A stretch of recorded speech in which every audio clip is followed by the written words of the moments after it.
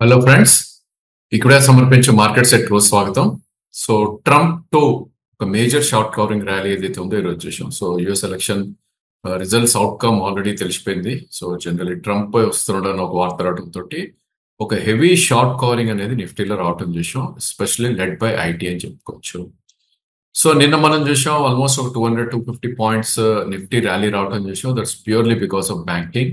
So 1100 points banking పెరిగింది. ఈ రోజు అది బ్యాక్ సైడ్ తీసుకుని ఐటీకి ఛాన్స్ ఇచ్చింది. సో ఐటీ ఇండెక్స్ మనం చూస్తే కనుక బిట్వీన్ 4 and 5% పెరగడం చేసాం.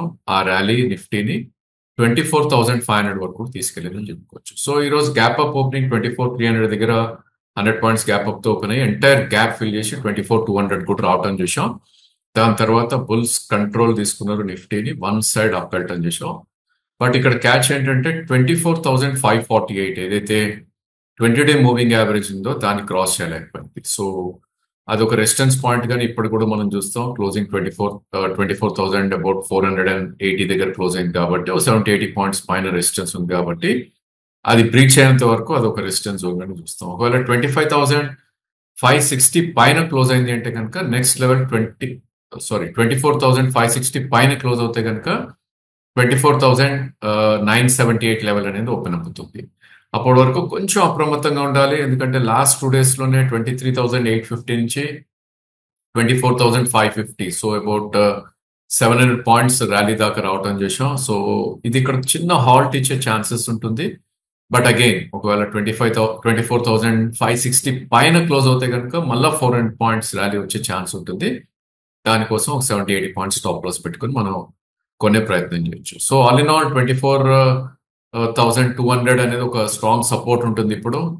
అండ్ దాని తర్వాత మేబీ 24,000 సైకలాజికల్ సపోర్ట్ ఉంటుంది. అండ్ అప్పర్ సైడ్ రెసిస్టెన్స్ చూస్తే కనుక 24,560 దాటింది అంటే కనుక మేబీ 24,978 ఏదైతే స్వింగ్ హై ఉందో అదొక రెసిస్టెన్స్ ఉంటుంది.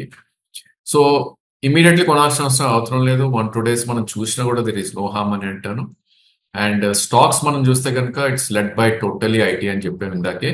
So all names TCS, Infosys, tech Mahindra, Wipro, HCl tech అన్ని కూడా బిట్వీన్ 3.5 to 5% దాకా కూడా పెరగటం చూసాం. ఇక అదర్ నేమ్స్ అదానీలో కూడా మంచి షార్ట్ కవరింగ్ ర్యాలీ రావటం చూసాం. 2 అదానీ ట్విన్స్ అబౌట్ 5% దాకా పెరగటం చూసాం. అండ్ పబ్లిక్ సెక్టర్ స్టాక్స్ లో కూడా ఒక మంచి షార్ట్ కవరింగ్ వచ్చింది. సో స్టాక్స్ లైక్ బిఈఎల్ కానీ ఎన్టీపీసీ ఇలాంటి స్టాక్స్ ఇవన్నీ కూడా బిట్వీన్ 3 and 5% పెరగటం చూసాం.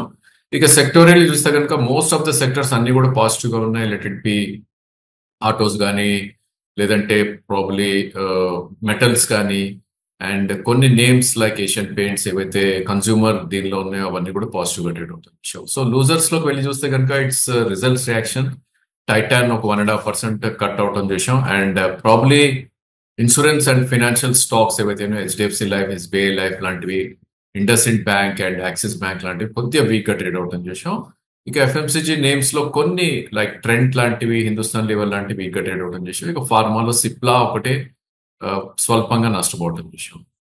ఇక నేను ఒక స్టెల్లార్ ర్యాలీ మనకి బ్యాంక్ నిఫ్టీలో రావటం చేసాం. ఆ ర్యాలీ ఈ రోజు అసలు ఏమాత్రం కూడా ఫాలో బయింగ్ ఎక్కడా కనపడలేదు మన బ్యాంక్ నిఫ్టీ. సో జనరలీ ఈ రోజు bank Nifty weekly options expiry day, maybe smart money ఏదైతే ఉందో 52,200 దగ్గర ప్లే చేసినట్టు కనిపిస్తుంది. ఎందుకంటే మనకి ఒక డోజీ ఫార్మేషన్ రావటం చేసాం ఈరోజు బ్యాంక్ నిఫ్టీలో. సో ఓపెన్ 52,440, ఆల్మోస్ట్ 50 పాయింట్స్ పైకి వెళ్ళి అదే హై ఫామ్ అవటం చేసాం. అండ్ 52,185 లో రావటం చేసాం. అండ్ 52,320 దగ్గర క్లోజ్ అవటం చేసాం. ఒక 30-40 పాయింట్స్ పక్కన పెడితే కనుక ఒక డోజీ ఫార్మేషన్ జరిగింది. సో మేబీ బ్యాంక్ నిఫ్టీలో కన్సాలిడేషన్ ఉంటుందా, ఎందుకంటే మనం గతంలో కూడా అనుకున్నాం మేబీ గ్యాప్ ఏదైతే ఉందో 52,582 నుంచి 52,817 అనేది. సో ఈ గ్యాప్ ఇంకా ఫిల్ అవ్వలేదు. సో ఆ గ్యాప్ ఫిల్ చేసే ప్రయత్నం చేస్తుంది ఫస్ట్. ఏదైనప్పటికీ మనకి సపోర్ట్ పాయింట్ అనేది సిగ్నిఫికెంట్లీ పైకి రావటం చూస్తున్నాం. సో ఇప్పుడు 51,800 అనేది ఒక సపోర్ట్ పాయింట్ ఉంటుంది, which is about 300 points from the current market price. In fact 100-day moving average కూడా అదే 51,717. So that's where one should try to buy 50-day moving average is 51,717. So ఆ రేంజ్ లో one should try to enter bank Nifty అని చెప్పొచ్చు, ఒక 1,000 to 15 points up move కోసం. ఇక stocks లోకి వెళ్ళి చూస్తే కనుక ప్రాబ్లీ నిఫ్టీలో ఏవైతే వీక్ అయ్యో అవే ఇక్కడ వీక్నెస్ కనపడ్డాయి. IndusInd, AU, Axis and HDFC. And PSUs ఇక్కడ కూడా పర్ఫామ్ చేయటం చూసాం మనం. So PNB, bank of Baroda, Canara bank biggest gainers 1.5% నుంచి 2% దాకా పెరగటం చూసాం. ఇక ప్రైవేట్ నేమ్స్ లో ఐసిఐసిఐ, కోటక్ ఇవన్నీ కూడా 0.2 నుంచి 0.5% పెరగటం చూసాం. సో సిగ్నిఫికెంట్ మూవ్ అయితే ఏమీ కాదు, మనకి అట్లా కనిపిస్తుంది ఇక్కడ. అండ్ F&O స్పేస్ లో మనం వెళ్ళి చూస్తే కనుక again IT. So most of the stocks ఏవైతే మిడ్ క్యాప్ ఐటీస్ ఉన్నాయో ఇన్ లైన్ విత్ ఐటీ, ఎక్కడైతే మనకి నిఫ్టీలో ఒక స్ట్రాంగ్ బయింగ్ కనపడిందో ఇక్కడ కూడా అదే చూస్తున్నాం మనం. OFSS లాంటి stocks, Persistent, Naukri, LTTS, LTI Mindtree, BF software ఇవన్నీ కూడా ప్రాబ్లీ 4 to 6% దాకా పెరగటం చూసాం. So Dixon the biggest gainer గా చెప్పుకోవాలి ఈరోజు. ప్రాబ్లీ అది కూడా they are into maybe somewhat ఐటీని అండ్ ప్రాబ్లీ మ్యానుఫ్యాక్చరింగ్ సైడ్ ఉన్నారు కాబట్టి. సో రిజల్ట్స్ రోజు ఏదైతే ఒక హ్యూజ్ కరెక్షన్ రావటం చూసాం, ఆల్మోస్ట్ 100% ఇది రికవరీ అయిపోవటం చూసాం ఈరోజు. 8% గెయినర్ లాగా నిలిచింది ఈరోజు.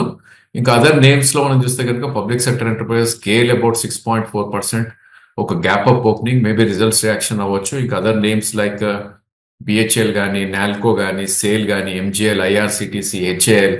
So all sector, any sector PSU మాత్రం అన్ని పాజిటివ్ గానే ఈరోజు ట్రేడ్ అయ్యాయని చెప్పుకోవచ్చు. ఇక స్పెషాలిటీ కెమికల్, నవీన్ ఫ్లోరిన్, ఎస్ఆర్ఎఫ్ లాంటివి, ఇక interest rate related DLF and Oberoi లాంటివి, ఫార్మాలో కొన్ని names like especially mid cap names like Granules, Divi's and Biocon పెరగటం చూసాం.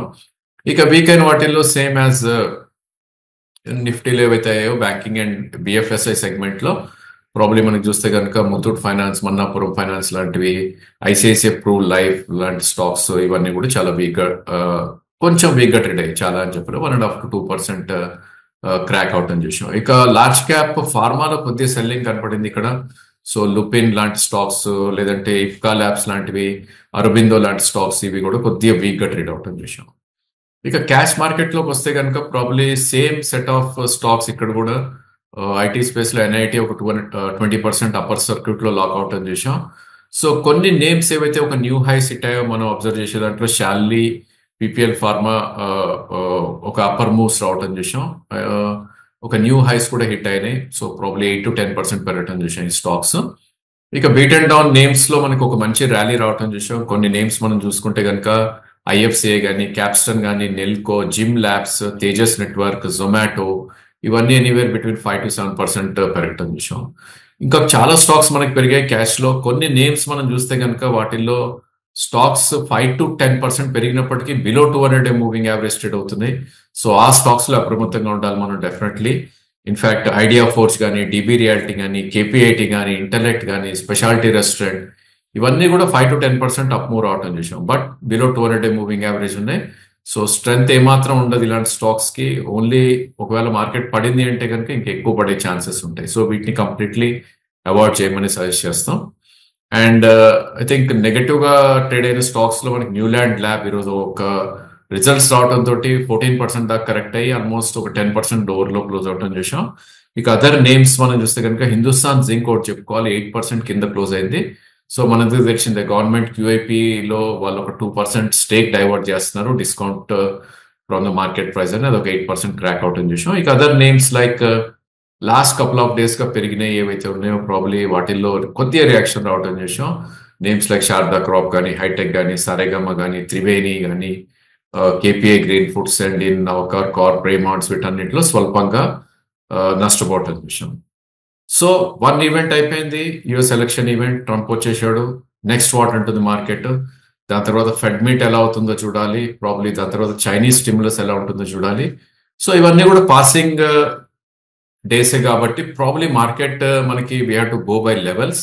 సో డెఫినెట్ గా 24,560 పైన క్లోజ్ అవుతే బుల్లిష్ స్టాండ్ అనేది మనం తీసుకోవాలి.